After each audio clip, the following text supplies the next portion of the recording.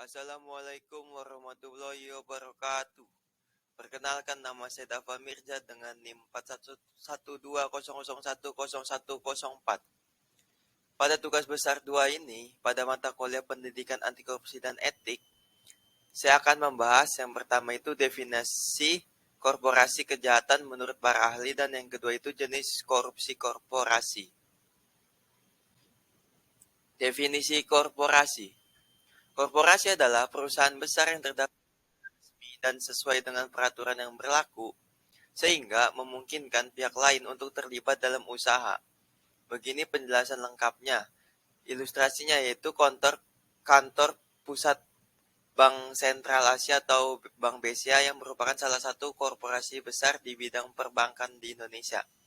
Pasal 1 angka 10 menyebutkan bahwa korporasi adalah kumpulan orang atau kekayaan yang terorganisir, baik merupakan badan hukum maupun bukan badan hukum.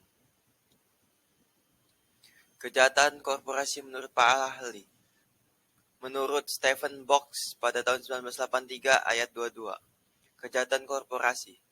Black Law Dictionary mengartikan kejahatan korporasi sebagai any criminal offense committed by enhanced chargeable to a corporation because of activities of its officers or employees, often referred to as white-collar crime. Mengingat sifatnya yang abstrak, maka pada hakikatnya kejahatan korporasi merupakan tindak pidana yang dilakukan organ-organ perusahaan, sehingga akibat dari perbuatan pegawai dan karyawannya tersebut dapat membebankan pertanggungjawaban pada suatu korporasi. Menurut Stephen Box, terjadinya kejahatan korporasi dapat dipahami melalui variabel dan motivasi yang dikarenakan adanya kontradiksi antara aktivitas korporasi dan lingkungannya. Motif-motifnya pada umumnya berupa persaingan atau competition, karyawan, employees, dan konsumen, consumers, yang mengubah moralitas bisnis menjadi kebebasan untuk mencari keuntungan semaksimal mungkin dengan berbagai cara.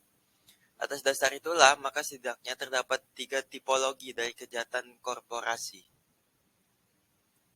Yang pertama itu, criminal corporation atau corporate misdeed, yang dapat diterjemahkan sebagai korporasi jahat. Dalam hal ini, sebuah perusahaan sengaja didirikan sebagai sarana untuk melakukan kejahatan.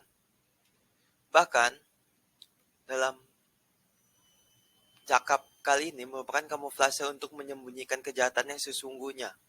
Praktik criminal corporation antara lain ditandai dengan pendirian paper company, yaitu suatu perusahaan abal-abal dengan struktur organisasi atau kepengurusan layaknya sebuah badan usaha pada umumnya. Nah, yang kedua itu crime for corporation, yang dimana suatu kejahatan ditunjukkan untuk kepentingan korporasi, dengan menjadikan korporasi sebagai tempat penampungan hasil kejahatan. Pemahaman keliru dari prinsip ekonomi untuk mendapatkan keuntungan yang sebesar-besarnya dengan pengeluaran seminimal mungkin menjadi salah satu pendorong utama dari pendirian korporasi sebagai penampung hasil kejahatan. Nah, yang ketiga ini, crime against corporation, yaitu kejahatan yang dilakukan oleh para karyawan atau pekerja terhadap korporasi yang menimbulkan kerugian terhadap korporasi. Penggelapan atau pencucian aset perusahaan oleh karyawan merupakan salah satu contoh gamblang untuk menggambarkan tipe kejahatan ini. Nah, ada jenis-jenis korporasi menurut Unsachs. Yang penyuapan yaitu bribery, suap, atau bribe adalah suatu tindakan dengan memberikan sejumlah uang atau barang atau perjanjian khususnya kepada seseorang yang mempunyai otoritas atau yang dapat dipercaya. Nah, contoh-contohnya itu bisa membujuk pejabat atau dapat merubah otoritasnya demi keuntungan orang yang memberikan uang atau barang perjanjian lainnya sebagai kompensasi sesuatu yang diinginkan untuk menutupi tuntunan lainnya yang masih kurang. Yang kedua itu adalah pencucian uang atau money laundering. Pencucian uang atau money laundering adalah suatu upaya perbuatan untuk menyembunyikan atau menyamarkan asal-usul dana atau hasil kekayaan tindak pidana melalui transaksi keuangan agar uang atau harta kekayaan tersebut tampak seolah-olah dari kegiatan yang legal.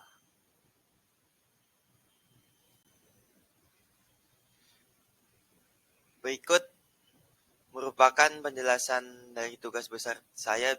Bila ada kesalahan kata, saya mohon maaf. Wabillahi taufiq wal hidayah. Wassalamualaikum warahmatullahi wabarakatuh.